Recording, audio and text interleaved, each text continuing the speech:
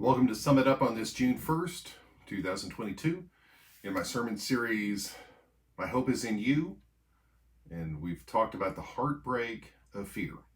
That was my sermon last week, and I told you some of the story about Paula being kidnapped in 1989 and my fear that something was going to happen to her, which, we moved her to my parents and then she went to live with her dad, and it was another 3 years before we wound up getting married. We were sure in 1989 when we both moved to Ohio that a wedding was going to be soon thereafter, but my fear kept that from happening. I realized as I was preparing for this Sum It Up that there's another fear that I've been dealing with, which is a little strange, but I've been working for a while putting together my sermon outlines and putting together a script for everybody on the worship team, so everybody knows what's going to happen, all the songs that will be sung, what's going to be said, who's going to do this, who's going to do that. And I realized over the last couple weird weeks that I've been dealing with another fear, and that's the fear of having to go through everything in my notes.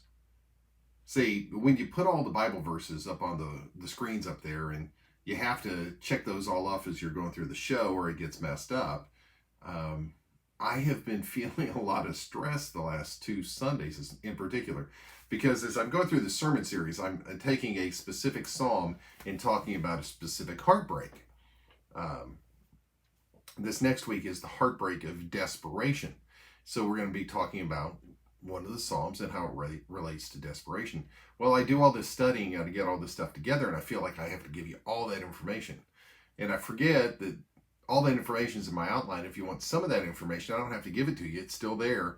But what happens to me is that knowing that it's in the PowerPoint presentation, I feel this strange fear that I've got to get it all out and in there. And I don't know really how to work that out, because perhaps I just need to not share as many of the Bible verses. Maybe that's the secret. And this week I'm going to try to do some things a little bit different to see if we can make it deal with my fear a little bit. The bottom line with fear is that with God on our side, we really have nothing to fear. From persecution to our health, to our death, to our life, to our relationships, we have nothing to fear. If God is for us, who can be against us? That's what Paul says in Romans. And it not only rings true for the church in Rome, it rings true for me too, and you.